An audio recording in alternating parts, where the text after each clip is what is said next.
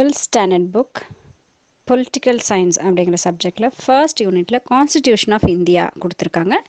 இந்த லெசனை பற்றி பார்க்கலாம். நான் மகாலட்சுமி. கான்ஸ்டிடியூஷன் அப்படின்னா என்ன, அதோடைய ஃபங்க்ஷன்ஸ் என்ன, அதோடைய சிக்னிஃபிகன்ஸ் என்ன அப்படின்றத கொடுத்துருக்காங்க. டீட்டெயில்டாக பார்க்கலாம். Nationalism during the colonial period strived not only for political independence but also for terrestrial integration, constitutionalism and democratization. So nationalism அப்படின்னும் போது நம்ம அந்த கொலோனியல் பீரியட் அப்படின்றது ஆக்கிரமிப்புகள் எல்லாம் வந்துச்சு இல்லையா, வேறு நாட்டில் வந்த நம்மளை ஆக்கிரமிச்சுக்கிட்டு நம்மளை ஆட்டி படைச்சிட்டு இருந்தாங்க. ஸோ அந்த காலத்தில் பொலிட்டிக்கலாக மட்டும் நமக்கு இண்டிபெண்டன்ஸ் தேவைப்படலை. அது மட்டும் இல்லாமல் இந்த டெரிட்டோரியல் அப்படின்போது நம்மளுடைய அந்த லேண்ட் ஃபார்ம்ஸ் அதோடைய இன்டகிரேஷன்ஸ் ஒருங்கிணைந்த ஒரு இதுவும் தேவைப்பட்டுச்சு. அண்ட் நமக்குன்னு தனிப்பட்ட முறையில் ஒரு கான்ஸ்டிடியூஷன் தேவைப்பட்டது. அதுதான் கான்ஸ்டிடியூஷனலிசம் அப்படின்னு சொல்கிறாங்க. அண்ட் டெமோக்ரட்டைசேஷன் அப்படின்னும் போது மக்களுக்காக நடத்துகிற ஆட்சியும் தேவைப்பட்டது அப்படிங்கிற விஷயமாகவும் நேஷ்னலிசம் இதனால நமக்கு போயிட்டு இருந்தது. India is a culturally divorce country yet united as a political state. நம்ம இந்தியாவை எடுத்துக்கிட்டோம் அப்படின்னா கல்ச்சுரலாக பார்த்தா நம்மளுடைய பழக்க வழக்கங்கள், உணவு, ஆடைகள் எல்லாமே எடுத்துக்கிட்டிங்கன்னா டைவர்ஸான கண்ட்ரி. நம்மளது வெவ்வேறு பல வகையாக நமக்கு இருக்குது. ஆனாலும் பார்த்திங்கன்னா நம்ம எல்லாம் ஒன்றா சேர்ந்துருக்கோம். எப்படி அப்படின்னா பொலிட்டிக்கல் ஸ்டேட்ஸில் நம்ம ஒன்றா சேர்ந்துருக்கோம். கர்நாடகா, தமிழ்நாடு, ஆந்திரா அப்படின்னு சொல்லி பார்த்திங்கன்னா நம்ம பொலிட்டிக்கல் ஸ்டேட்ஸ் வைஸ் நம்ம யுனைட்டடாக தான் இருக்கோம். Indians are dependent upon each other in many ways and they are cooperate in many ways. So Indians அப்படின்னு எடுத்துக்கிட்டோன்னா நம்ம வெவ்வேறு ஸ்டேட்டில் இருந்தாலும் கூட ஒருத்தருக்கு ஒருத்தர் டிபெண்ட் பண்ணி வாழ்கிறோம். அது மட்டும் இல்லாமல் கோஆப்ரேஷனாகவும் நமக்குள்ளே இருந்துட்டு தான் இருக்குது. There is a felt need to have specific agreed basic rules and regulations which could facilitate the people of this country to live together. So இந்த மாதிரி பல டிஃப்ரெண்ட்டான பழக்க வழக்கங்கள், உணவு எல்லாமே பல வகையான டிஃப்ரென்ஸ் இருக்கிற நம்ம இந்திய மக்களுக்கு கண்டிப்பாக ரெகுலேட் பண்ணுறதுக்கு எல்லாமே ஒருங்கிணைறதுக்கு சில பேசிக்கான ரூல்ஸ் தேவைப்பட்டுச்சு. நம்ம எல்லாம் ஒன்றா சேர்ந்து இருக்கணும் அப்படிங்கிற அந்த ஒரு கான்செப்டுக்காக. The absence of the basic rules and regulations may imperil the very statehood of India and also made the people feel insecure. The central legislative body was converted into a constituent assembly, that is a constitution making body.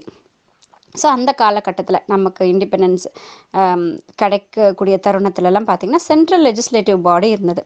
அது என்னவா மாறிடுச்சு அப்படின்னா constituent assembly அப்படின்னு சொல்லிட்டு அதை வந்து மாற்றினாங்க. அது எதுக்காக அப்படின்னா கான்ஸ்டிடியூஷன் எழுதுறதுக்காக, நம்ம இந்தியாவுக்குன்னு சொல்லிட்டு தனியாக அரசியலமைப்பு சட்டம் ஏற்றத்துக்காகவே இந்த இது வந்து ஃபார்ம் பண்ணாங்க. கான்ஸ்டிடியூவன்ட் அசம்பிளி வந்து ஃபார்ம் பண்ணாங்க. The proposed constitution was meant to bind different matters and different categories of society into one state.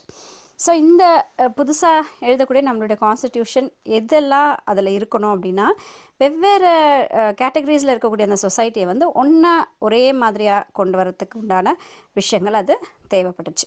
Facilitating a union of states and cooperation and coordination between various segments that constitutes the federal narrow. அது மட்டும் இல்லாமல் எல்லா ஸ்டேட்ஸும் ஒன்றா சேர்ந்து இருக்கணும், cooperate பண்ணணும், கோஆர்டினேஷனோட வந்து வழி நடத்திட்டு போகணும்.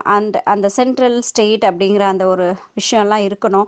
அப்படிங்கிற மாதிரி இந்த கான்ஸ்டிடியூவன்ட் அசம்பிளி வந்து ஃப்ரேம் பண்ணாங்க, கான்ஸ்டிடியூஷனை ஃப்ரேம் பண்ணுறதுக்காக.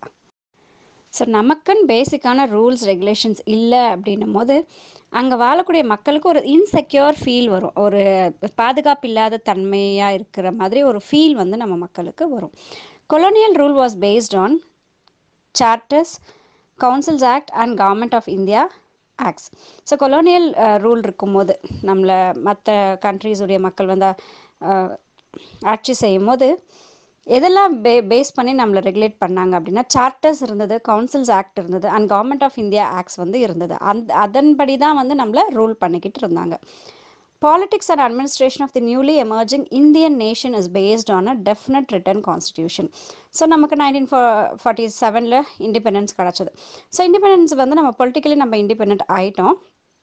அட்மினிஸ்ட்ரேஷன் பண்ணுறதுக்கு நம்மளே வந்து பார்த்துக்கிறதுக்காக நமக்கு ஒரு புதிய ஒரு விஷயம் தேவைப்பட்டது, ரூல்ஸ் ரெகுலேஷன்ஸ்லாம் தேவைப்பட்டது இல்லையா. அப்போது அந்த இந்தியன் நேஷனை புதுசாக உருவாகின, அதான் எமர்ஜிங் இந்தியன் நேஷன் அப்படின்னு சொல்கிறாங்க. ஸோ புதுசாக உண்டாக்கின நம்மளுடைய இந்திய நேஷனுக்கு டெஃபினட்டான ஒரு எழுதப்பட்டிருக்கக்கூடிய கான்ஸ்டிடியூஷன் தேவைப்படுது. இங்கே கான்ஸ்டிடியூஷன் அப்படின்றது இந்திய அரசியலமைப்பு சட்டம். ஸோ அரசியலமைப்பு சட்டம் அப்படின்றது என்னென்னா யார் யாருக்கு என்னென்ன ஒர்க் என்னென்ன பண்ணணும், இப்போ நம்ம தண்டனைகள் எப்படி கொடுக்குறோம், அது எல்லாமே A to Z நம்மளுடைய கண்ட்ரி எப்படி இயங்கணும் அப்படின்றதுக்கு உண்டான புக் தான் வந்து நம்மளுடைய கான்ஸ்டிடியூஷன் அப்படிங்கிற இந்திய அரசியலமைப்பு சட்டம் அப்படின்னு சொல்கிறோம். ஸோ அது ரிட்டன் கான்ஸ்டிடியூஷன் நமக்கு தேவைப்பட்டது. The most critical function of the Constitution is to provide a set of basic rules that allow for the coordination amongst members of the state.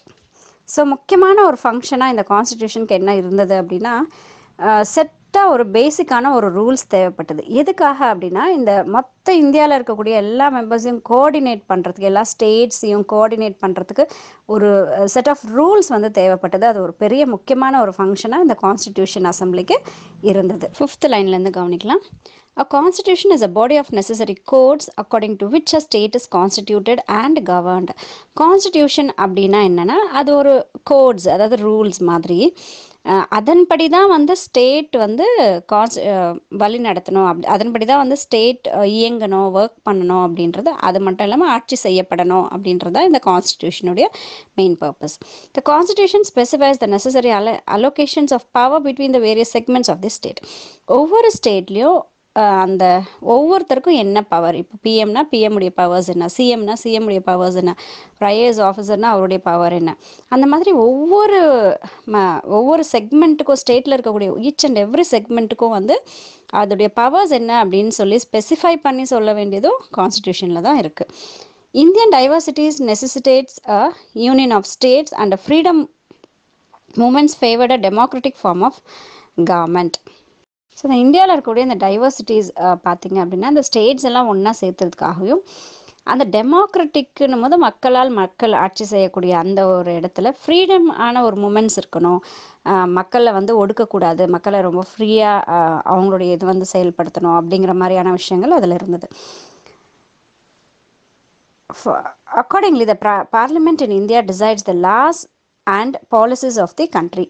அதனால் என்ன ஆச்சு அப்படின்னா, கான்ஸ்டிடியூஷன் படி, நம்மளுடைய இந்திய அரசியலமைப்பு சட்டத்தின்படி பார்லிமெண்ட் தான் வந்து லாஸு பாலிசிஸ் எல்லாம் ஃப்ரேம் பண்ணக்கூடிய டெசிஷன் மேக்கிங் பவர் வந்து யாருக்கு இருக்குது அப்படின்னு பார்த்தீங்கன்னா, பார்லிமெண்ட்டுக்கு தான் இருக்குது. Constitution empowers the government to fulfill the aspirations of the society and create conditions for a just society. So constitution என்னெல்லாம் கொடுக்குது அப்படின்னா, கவர்மெண்ட்டுக்கு மக்களுக்கு தேவைப்படக்கூடிய அந்த விஷயங்களை ஃபுல்ஃபில் பண்ணுறதுக்கும், சொசைட்டியில் ஒரு நல்ல ஒரு சுமூகமான ஒரு கண்டிஷன் உருவாக்குறதுக்கும் கான்ஸ்டிடியூஷன் வந்து சொல்லுது. The part 4 of the Indian Constitution has provisions for the government to make laws to address many problems prevalent in the Indian society. Indian சொசைட்டியில் ஏற்படக்கூடிய பிரச்சனைகளுக்கு தீர்வு காண்றதுக்கும், அதுக்குண்டான லாஸ் எல்லாம் வந்து ஃபார்ம் பண்ணுறதுக்கும் நம்மளுடைய இந்தியன் கான்ஸ்டிடியூஷனில் பார்ட் 4ல் சொல்லியிருக்காங்க. பார்லிமெண்ட் வந்து லாஸ் எல்லாம் ஃப்ரேம் பண்ணணும்னு படித்தோம் இல்லைங்களா, அதுக்குண்டான அந்த ரிட்டன் கான்ஸ்டிடியூஷன் எங்கே இருக்குன்னா பார்ட் 4ல் இருக்குது நம்மளுடைய கான்ஸ்டிடியூஷனில். The Constitution expresses the fundamental identity of the people in the country. நம்ம இந்த நாட்டை சார்ந்தவங்க அப்படின்றதுக்கு நமக்கு ஒரு ஃபண்டமெண்டல் ஐடென்டிட்டி என்ன அப்படின்னா நம்மளுடைய கான்ஸ்டிடியூஷன் தான். People in the community may have many similar ethics identities that exist before the enactment of the Constitution. Constitution frame பண்ணுறதுக்கு முன்னாடி ஒவ்வொரு கம்யூனிட்டி மக்கள் வந்து ஒவ்வொரு ரூல்ஸ் அண்ட் ரெகுலேஷன்ஸை ஃபாலோ பண்ணிக்கிட்டு இருந்தாங்க. அந்த ஒவ்வொரு வில்லேஜ்குள்ளேயும் அந்த ஒவ்வொரு அந்த ஃபேமிலி மெம்பர்ஸ்குள்ளே அந்த கம்யூனிட்டிஸ்குள்ளே வந்து அது இருந்தது. ஆனால் கான்ஸ்டிடியூஷன் அப்படின்றது வரத்துக்கு முன்னாடி the people of the country will have a political identity after the promulgation of the structure by accepting the fundamental laws of the state put forward by the constitution. So constitution அப்படின்னு சொல்லி ஒன்று உருவாக்கினதுக்கு அப்புறம் the whole India எந்த set of rules and regulations follow பண்ணுதுன்னு பார்த்தா constitution என்ன சொல்லியிருக்கோ அதை தான் வந்து ஃபாலோ பண்ணாங்க.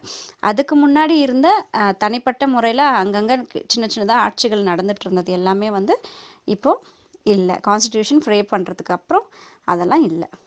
The individual's objectives, aspirations and freedom should compile with the constitution regulations of the country.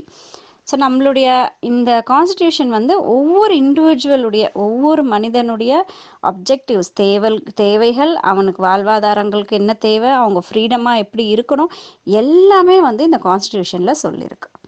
The Constitution puts forth specific fundamental laws which cannot be violated by its citizens. அதே மாதிரி இப்போ ஒரு சிட்டிசனாக இருந்தால் நமக்கு இந்த ரைட்ஸ் எல்லாம் இருக்குது, நம்ம இது இவ்வளோ ஃப்ரீடமாக இருக்கலாம் அப்படின்னு சொன்னது மட்டும் இல்லாமல், சிட்டிசன்ஸ் ஒரு வேளை தப்பு செஞ்சால், ஒரு சில லாஸை வந்து வயலேட் பண்ணால், அதை மீறி ஏதாவது ஒரு விஷயங்கள் பண்ணும்போது அவங்களுக்கு என்னெல்லாம் இருக்குது அப்படின்ற லாஸும் கூட நம்மளுடைய கான்ஸ்டியூஷனில் இருக்குது. ஃப்ரீடமாக இருக்கிறதுக்கு உண்டான சட்டங்களும் இருக்குது. அந்த ஃப்ரீடம் மற்றவங்களோட வந்து டிஸ்டர்ப் பண்ணாத வரைக்கும் தான் அந்த ஃப்ரீடம் நமக்கு இருக்குது, அதுக்குண்டான தண்டனைகள் இருக்குது அப்படின்றதும் கான்ஸ்டியூஷனில் தான் சொல்லியிருக்காங்க.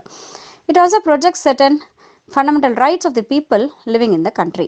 நம்ம நாட்டில் வாழக்கூடிய நம்ம மக்களுக்கு ஃபண்டமெண்டல் ரைட்ஸ் இருக்குது. எதெல்லாம் நமக்கு உரிமைகள், என்னெல்லாம் நம்ம செய்யலாம் நமக்கு அப்படின்றத ஃபண்டமெண்டல் ரைட்ஸில் சொல்லியிருக்காங்க. The constitution of the country defines who are all the citizens of the nation. யாரெல்லாம் வந்து ஒரு இந்திய குடிமகன் அப்படின்றதுக்கு உண்டான ஒரு டெஃபினேஷன் வந்து கான்ஸ்டிடியூஷனில் சொல்லியிருக்காங்க, நம்ம இந்திய அரசியலமைப்பு சட்டத்தில் சொல்லியிருக்காங்க. It also sets the frame work that illustrates the relationship between the states or part of the country with each other and even with the central government. அது மட்டும் இல்லாமல் ஒவ்வொரு ஸ்டேட் கவர்மெண்ட்டுக்கு உண்டான ரிலேஷன்ஷிப் என்ன, ஸ்டேட் கவர்மெண்ட்டும் சென்ட்ரல் கவர்மெண்ட்டும் எப்படி என்ன ரிலேஷன்ஷிப்பில் இருக்கணும், இல்லை ஸ்டேட்டுக்கும் ஒவ்வொரு டிஸ்ட்ரிக்ட்லேயும் இருக்கக்கூடிய அவங்களுக்கும் அந்த ஸ்டேட்டுக்கும் என்ன ரிலேஷன்ஷிப் இருக்குது அப்படின்ற எல்லா விஷயத்தையுமே வந்து நம்மளுடைய கான்ஸ்டிடியூஷனில் சொல்லியிருக்காங்க. Most of the constitutions in the world are written documents that comprise many articles and schedules. நம்ம வேர்ல்டில் இருக்கக்கூடிய எல்லா கான்ஸ்டிடியூஷன்ஸும் எடுத்துக்கிட்டோம் அப்படின்னா எல்லாமே நிறைய ரிட்டன் டாக்குமெண்ட்ஸில் நிறைய ஆர்டிகல்ஸும் ஷெடியூல்ஸும் வந்து இருக்குது. There are still a few constitutions like that of the United Kingdom which do not have one single document which could be called as a distinct constitution. So United கிங்டமுடைய கான்ஸ்டிடியூஷன் எடுத்துக்கிட்டோம் அப்படின்னா, United கிங்டமுடைய அரசியலமைப்பு சட்டம் அப்படின்னு எடுத்துக்கிட்டோம் அப்படின்னா அது ஒரு சிங்கிள் டாக்குமெண்ட் கிடையாது, நிறைய டாக்குமெண்ட்ஸ் இருக்குது. ஒரு அதுக்கு சிங்கிள் இப்போ நம்மளோடதுன்னா சிங்கிள் டாக்குமெண்ட் தான் கான்ஸ்டிடியூஷன், அது ஒன்று தான் இந்திய அரசியலமைப்பு சட்டம். ஆனால் யுனைடெட் கிங்டமில் அப்படி இல்லை, சிங்கிள் டாக்குமெண்ட் கிடையாது. அதனால் அதுக்கு என்ன பேர் சொல்கிறாங்க அப்படின்னா டிஸ்டின்க்ட் கான்ஸ்டிடியூஷன் அப்படின்னு சொல்கிறாங்க. த United kingdom instead has a series of customs, conventions and historical precedents which are collectively referred to as the constitutional components. So United kingdom அப்படின்னு எடுத்துக்கிட்டோம் அப்படின்னா நம்மள மாதிரி ஒரே ஒரு டாக்குமெண்ட்டாக இல்லாமல் நிறைய இருக்குதுன்னு சொன்னாலே அதில் கஸ்டம்ஸ்க்குன்னு தனியாக இருக்குது, கன்வென்ஷன்ஸ்க்குன்னு தனியாக இருக்குது, ஹிஸ்டாரிக்கல் பிரசிடென்ட்ஸ்ன்னு தனியாக இருக்குது. அது மாதிரி நிறைய அவங்க டாக்குமெண்ட்ஸை வந்து அவங்க ஃப்ரேம் பண்ணி அதுக்கு என்ன அவங்க சொல்கிறாங்க அப்படின்னா கான்ஸ்டிடியூஷனல் காம்பனன்ட்ஸ் அப்படின்னு சொல்லிட்டு அதுக்கு அவங்க பேர் சொல்கிறாங்க.